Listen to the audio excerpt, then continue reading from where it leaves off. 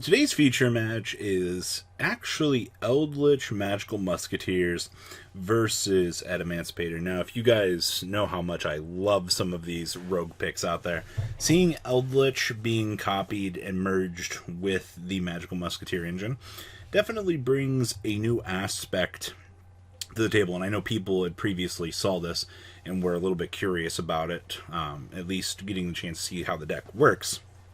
And I think that Nobu here is going to do us proud and actually show us how good and how fast we destroy our opponent here. So we've opened up double Caspar, Desperado, Needle, and the Eldelixir, which is literally the best combination we need. So we're going to stick the normal summon Caspar on the field, and we're going to set the Eldelixir, and we're going to just attempt to start climbing up through the ranks.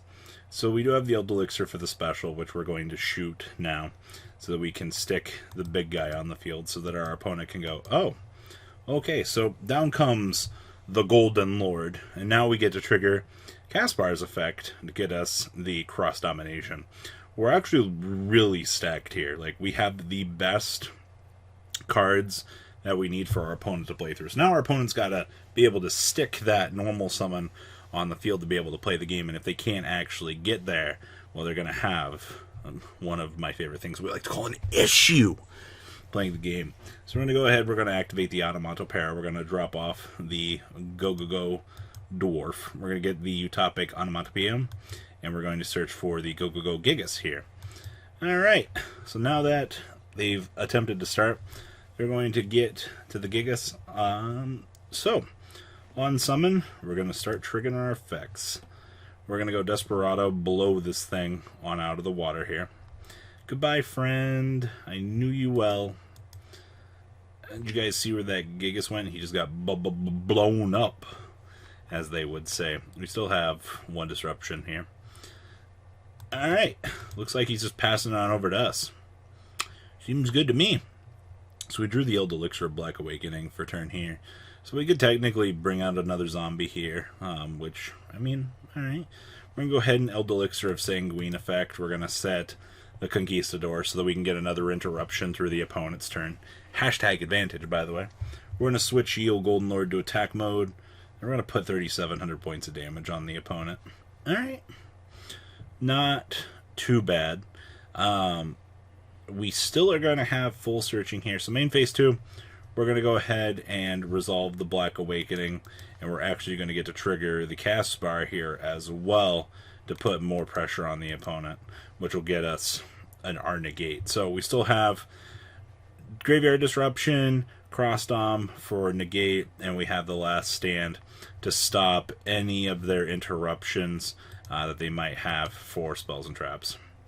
And we're going to just normal summon the Caspar, pass it on over to our opponent, and go, alright, break our field. Also, I mean, we do have the Conquistador loaded here so that we can get the next search on the next turn. He's going to attempt to splash summon the Analyzer here, that way he can start attempting to play the game, which I don't foresee as a problem. On summon of the Analyzer, we're going to go ahead and Conquistador it up so that we can interrupt and blow this out of the water. Now all our opponent's going to have left should be their core normal summon, and really at that point, I don't know what you do, unless they hard drew the Block Dragon. Alright, so we're getting the Desperado to hand. So we still have 2 more interruptions, a negate, and Graveyard Disruption to further interrupt the opponent.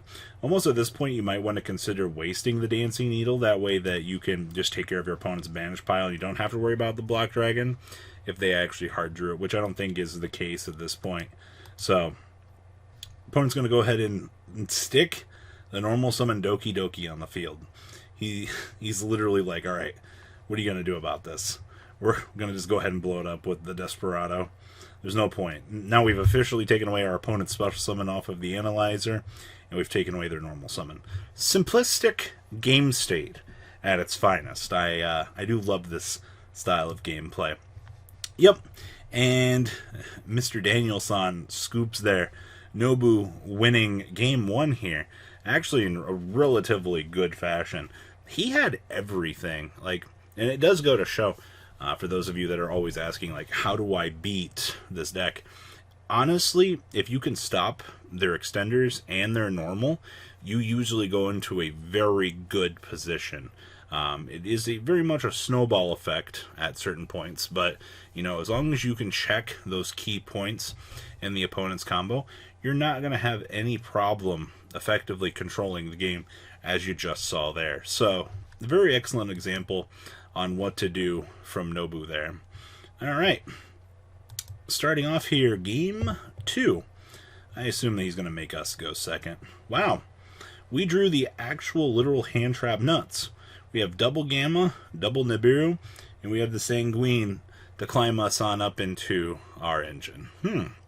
Seems pretty good to me. Oh man, Nibiru's a good card.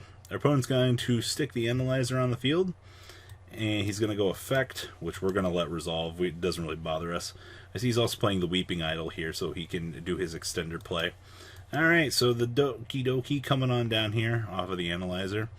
We've chosen to let the opponent just do the thing, because we're just going to go Nibiru. He's going to probably attempt some sort of possible negate. We're going to go ahead and get the search here, which resolves getting us the Seeker. So now we just go, alright, continue on with your day. See, we got another Weeping Idol here on standby. We now have seen the Block Dragon, which, alright, I see you. Alright, so the 4th summon has touched down, which is Mr. Go-Go-Go Dwarf. Alright, well, I assume that we're going to Nibiru as soon as he makes the attempt to overlay for the 5th summon. Yep, here it comes. Gallant Granite. This is the time where you slam the Nibiru on the table. Yep, down comes the Nibiru. You are not getting that Block Dragon, friend.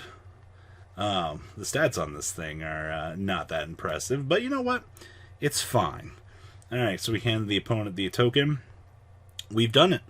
We have broken the chain. Nibiru is a really good card, by the way. This card is inherently fair for the game state. We've also got Gamma and another Nibiru loaded up here, which is pretty good.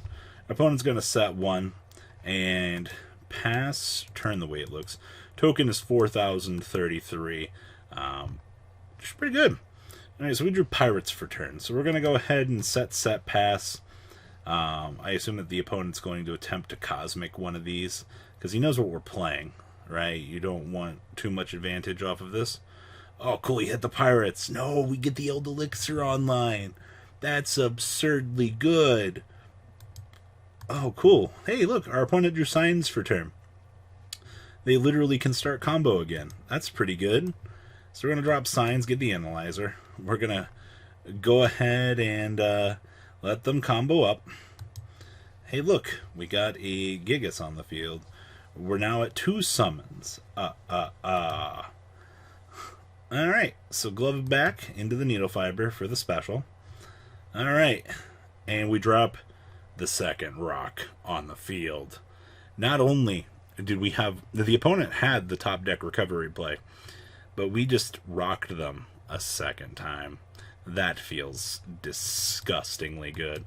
This one is at 5134, by the way. This one's going to be a little bit harder to deal with, but that's fine. Alright, so our opponent's going to get his little Mecha Phantom O-Lion token over here on standby. So we're going to go ahead and attempt to end phase Sanguine, which is going to get negated, which is fine. Tis fine. Oh, look, we drew Caspar for turn. Alright, so we get to go Value Town now, because we're going to turn this Caspar on into the Link monster, which is going to get us Desperado and the Cross Domination, and then we're just able to clean up this field on aisle 9 here. So Desperado for the cleanup on the token. We get the pop on over here. We get the Nibiru Direct, which is pretty good. And this should be over. We get the Conquistador on the end phase here. And it looks like he top-decked Gigantes. That's not enough to keep you in the game, good sir. Golden Lord for the takedown, and we get a full victory here for Eldritch playing the Magical Musketeer engine. This is definitely an interesting take on what we've seen in terms of concepts and power structuring so far. I'm very curious to see in the future what other iterations that we'll see brought to the table with Eldritch, what other cool innovations we'll see, and definitely a very strong showing here for Magical Musketeer taking a very good 2-0 over at Emancipator. So what do you guys think? Please leave a comment down below. Tell me what you guys think. And well, guys, I'm out. Thank you, patrons, for making the ride never truly end. Without you guys' support, well, I would probably be doing Truffle Shuffle videos for a living. Guys, please check out VanCole40 for all of your Cardfight Vanguard content brought to you by MCole40. And if you are looking to pick up singles, check out mcolegames.com for your trading card game needs. Thanks for watching, everybody.